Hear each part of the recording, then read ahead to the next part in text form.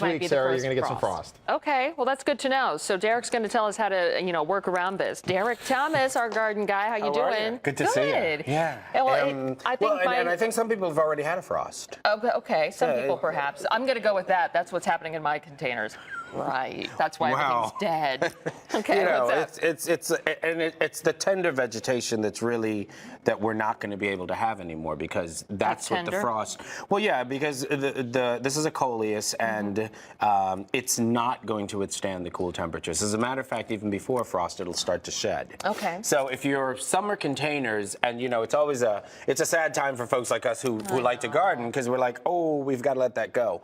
What I want to show the viewers today is that you can still have a really jazzy container on the front, the front steps, or even if you've got a patio. For how long? Through the winter? Through the whole winter. Oh, these are plants that are going to last you through the winter. Okay. So instead of the coleus, like that we said has passed away, what about if you had the really cool leaves of this gold dust acuba, or you've got the ornamental cabbages? They will last all winter long. Wow. You've even got things like this ornamental blue fescue, which is really, really nice this time of the year. So what we're going to do is we're going to put together a container. Oh, or you mean I'm going to? Yes, gloves. Thank my you. lady. Thank you, doctor. And so the thing to think about when you're putting together a container is to go with odd numbers and go with contrasting colors, foliage, and different like leaf types, or do a grass with. So what I've got here, I've got these three guys. This is a blue fescue.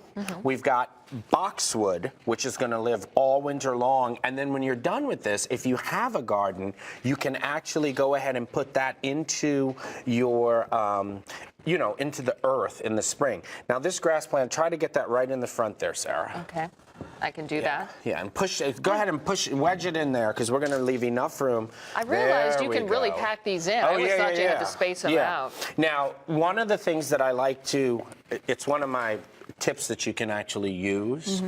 Okay, this is a rosemary plant. Sometimes the rosemaries this time of year have been forced and they may get a little burned. Or the other thing is you may see come right after Thanksgiving, you may see those little ornamental holiday trees. What you can do with this, we're going to put it in the container. Okay, in the pot. Oh, you're going to leave it in this. We're going to leave it in the container. We're going to push it on down in there. Now, why are we doing this? Because come next month, what you can absolutely do with that guy is you can take that out and you can switch it out for one of the ornamental little trees or something like that, and then the container becomes more seasonally appropriate. Okay. And this is usable rosemary, too. Oh, this is usable rosemary. Okay. You can smell it, right? Yeah. No, definitely. So now we've got our three different contrasting foliage. What I'm going to do here is I'm going to fill this up with mulch. Okay. Yeah. And another thing that you want to make sure that you're doing with these containers this time of year is that you're absolutely, when you take that old stuff out, you want to make sure that you go ahead and get rid of that old soil, because that old soil is not going to be any good. If you've got a garden, you should change it out every year. Absolutely, you should change it out because that soil is going to be spent. You proved me wrong in the debate with my husband. I said, no, you don't. No, yes, you do. You definitely do. And the reason, now, if you've got a garden plot where you can actually put it in the ground, go ahead and recycle that soil into the garden. But you want to start with good, fresh soil.